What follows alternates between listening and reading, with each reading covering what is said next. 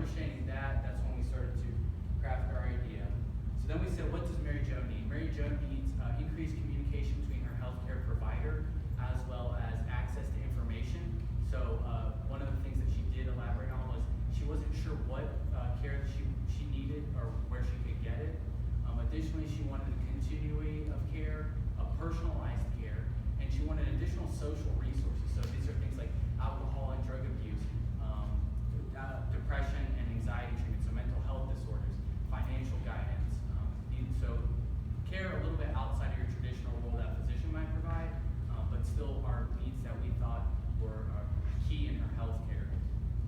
So moving forward, Dr. Bob said he wanted continuity in patient care. So he wanted to be able to see the same patient for a consistent amount of time so he can provide a treatment solution that goes beyond just one-stop shop at an ED. So not just treating the symptoms at that time, but kind of creating a plan moving forward. They also wanted, he wanted to operate within his business hours, and he wanted to build a trusting relationship with Mary Jo. So that means not just the fact that Mary Jo comes in and sees him, but also understands that the care that he's providing for her is something that she can value in having. Also, he wanted increased understanding of the patient's challenges. So what are the social needs that Mary Jo is having trouble with? So these are back to the social issues such as mental health. So our solution is called PCPME. It's a multi-device technology platform that provides an easy way for Medicaid patients to contact their primary care provider, access health information, and seek support from social services. So first they start by contacting their primary care provider. Mary Jo has a streamlined way of getting in direct touch with her primary care provider simply by clicking a button, which would be, in this case, similar to what you would see on your device platform, like an app. It should be mentioned that we asked Mary Jo what her technology access was. She did have access to an Android phone and a tablet, but we also plan on rolling out future hardware devices in the future for patients that maybe do not have the same access that Mary Jo did. But in Mary Jo's case, we wanted to direct a link to her pre-programmed button to her primary care provider, followed with in the after-hour services, that same button will contact her with EMS, and in the after hours, the EMS physician. So in case she's experiencing a crisis, she's already in contact with the right person.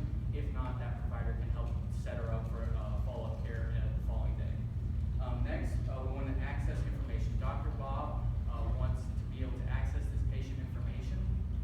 So to do that, we want a continuum of communication between the ED and the primary care provider, as well as access to maybe some additional features that we wanted to implement in the future, which would be health journals or patient health monitoring that they do themselves.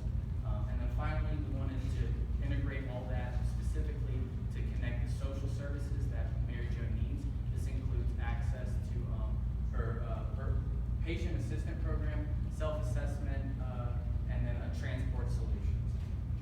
So what do we get out of this? Mary Jo receives quality care. She gets the care that she needs when she needs it. She also has additional assistance on the care that she wants. So not only is she getting the care that she needs when she needs it, but she's also contacting the right provider for that care for this service. Next, we also have an improved consumer choice. So Mary Jo not only has no longer has the ED to rely on, but she also has these new services that have been in place, but easy access to them. Dr. Bob gets the ability to provide quality care. He gets to understand what Mary Jo's needs are with this device platform, as well as become more efficient in the care that he provides. The emergency department, as well as EMS services, get the ability to no longer have to utilize emergent service on non-emergent cases and better focus their resources and improvement processes on the emergent side of care. And then finally, the community at large. Through integrating this tech platform, we're able to collect data as far as what our patient consumers are requesting. So if our patients are saying we see a spike in mental health requests from our users, the community can start allocating resources in that direction that supports the needs of that particular community, versus another Medicaid community might be more interested in financial services. And then the community at large can make policy changes that kind of help implement or put processes in place that address those needs of the community. So how do we implement? This is going to take software development as well as hardware development. It's going to have a regional consortium of hospitals, understanding of our patient population, EMS partnership, network of social services, transportation network, and a flexible platform that can integrate future developments such as Bluetooth devices, as well as visual aids that might come into the hands of the consumer later on. The big picture, we really wanted to design a system that links the services that are available. So coming from a public health background, there's so many pamphlets in offices, there's so many urgent care clinics and areas, and patients who actually want those services but have no idea of how to get in touch with those services. So where you see our device as being in a market space that's able to connect resources that currently exist or might exist in the future in a way that gets them in touch with the right provider at the right time. So that's our presentation, and we have other questions.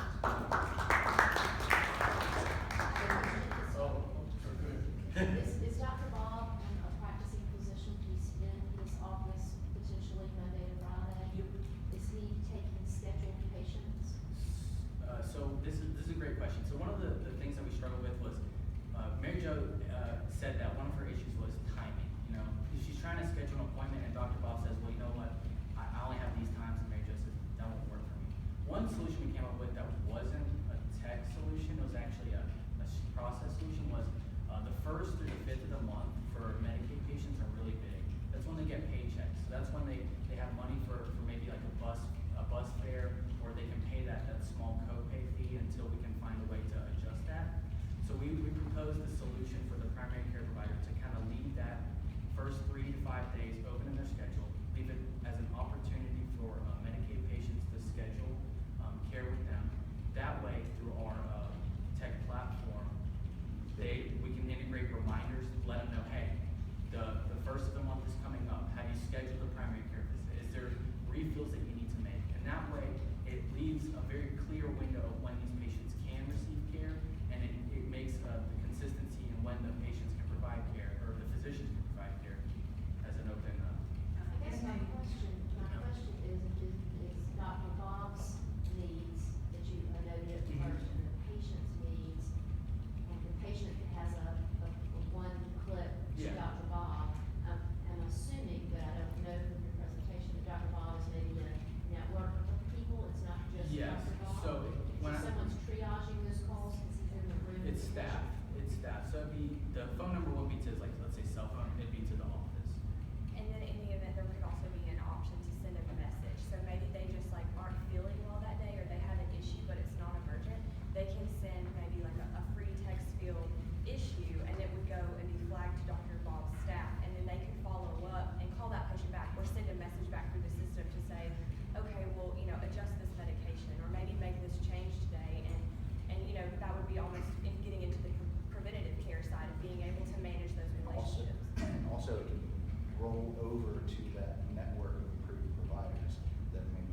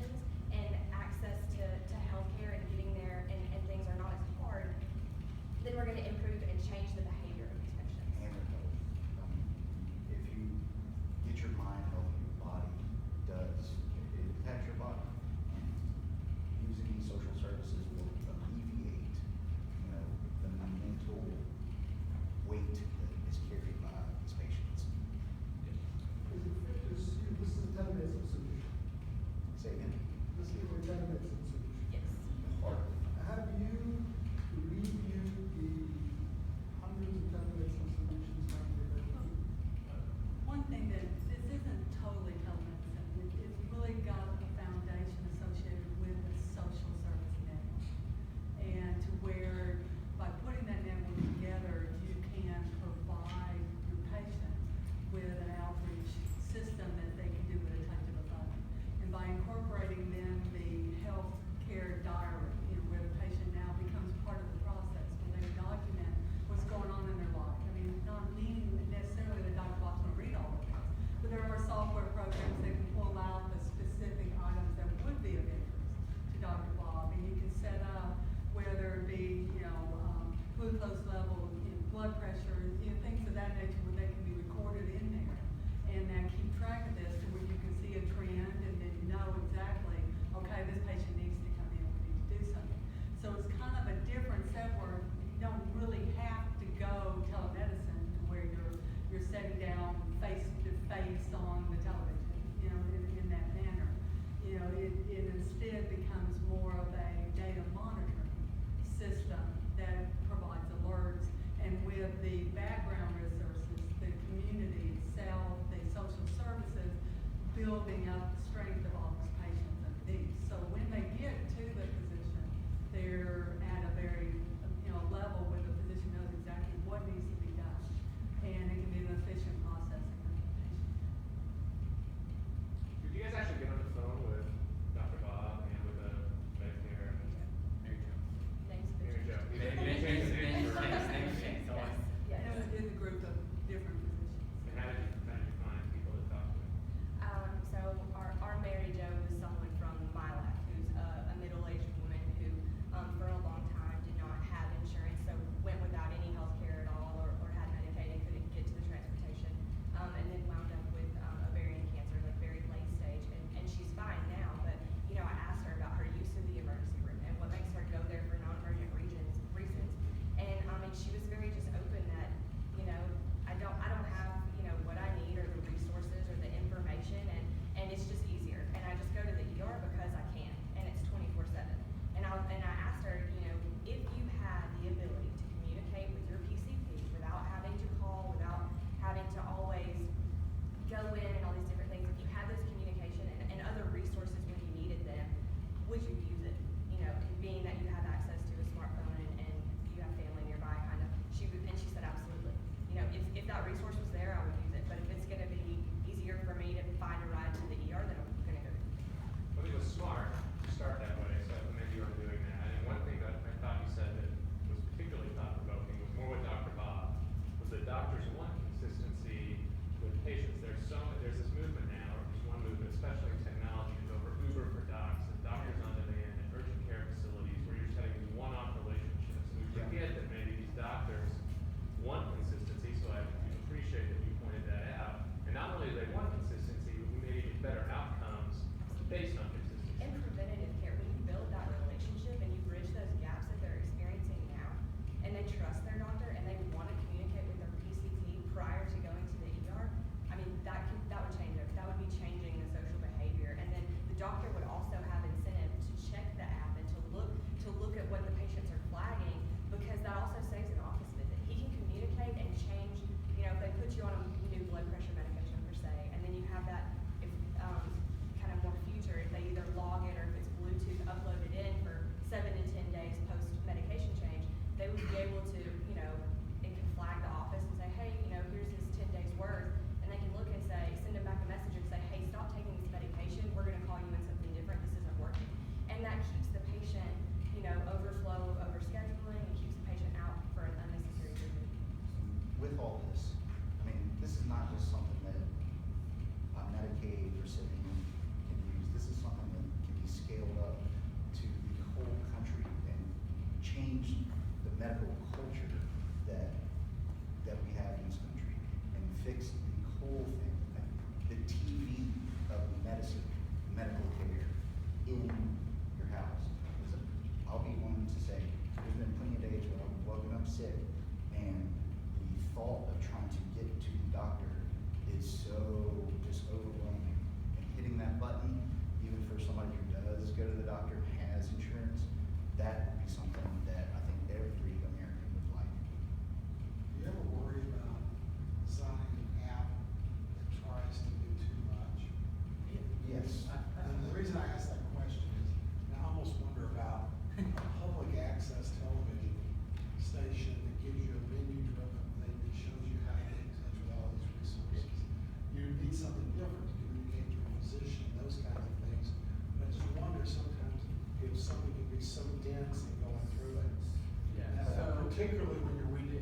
your cell phone. Yeah, of course. The biggest issue I see with that though is you lose that connection between the social aspect of the patient and the medical aspect, which has a big effect, especially in primary care. It's typically the emotional disturbances that are causing the medical situation. So if the physician is aware of those medical disturbances, then they can probably provide better care. Yeah, and I fully appreciate that. My concern is, I sit here and talk on this thing, Yeah. and you give me, every grant opportunity at the National Institutes of Health, thing, you know, and plus how to fill out a grant, whatever, I'm trying to do it on my cell phone. Of course. I mean, we're talking about That- patients that aren't necessarily at a high level of technological literacy. It would have to be designed. So- Yeah, okay, so what I think I'm understanding, and I can help clarify as well, is we want this to also be almost like patient-focused and individual-focused solution. So obviously I'm male, so probably I won't need pregnancy information or resources. Also literacy. Now, obviously, if I was married, that might be a different solution. Maybe I'm interested in my wife, but I'm not. So You're not interested, you're not married. I'm not married. I'm not married. So in that case, we can kind of tailor how the patient's view is. Also, some aspects we're considering is we know that some of our patient population isn't very literate. So we wanted to add features, maybe like if the doctor sends a note to the patient, that they can just click that microphone button and then they have a voice speech that repeats back to the patient some of the information that they're saying. Obviously, it'd be on the provider to iterate it in such a way that it's at a certain grade level of reading. Similarly, we want to use the terms and symbols that are very universal, very clear for the patient to understand. I understand the concern about the long list, and I think in one case it might be interesting if it were to move forward to see what a lot of options would look like and not a lot of options would look like, because You might be looking, even if you're doing it on the phone. Yeah. You might want to be looking at a suite of apps that actually connect. This is something that can be built, get prototyped in a week, and be in one doctor's hand and one patient's hand in the poorest neighborhood in Birmingham in a month.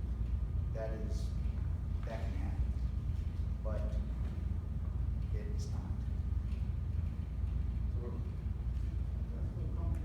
I'm all for technology. yeah. My one concern is that this is a vulnerable, that's high touch, high frequency.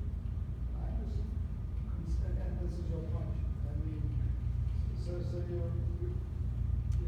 you're offering them a technological solution to a sociological, Right. and psychological problem. I don't know, I'm No. It's not a question, it's a No, no, comment. yeah. Can I agree with that? So I think the technology isn't so much as the solution to their social needs. This is more like the road. This is the wires that connect point A to point B. We don't see our device or our product being the a doctor in a box that you just put your finger in and it tells you everything that's wrong with you. That's not where it is. We're trying to link real people with other professionals. A GPS for a patient to navigate their way through what would be a complex system, a very Complex system with their complex And the problems. healthcare diary is a big kind of like the healthcare Facebook. You know, it is individuals like talking about themselves. So the assumption that all the teams have made is that you're gonna fix something with Medicaid, make people healthier. When in point of fact, the impact of health here with health is pretty marginal. And I understand the prompt was to say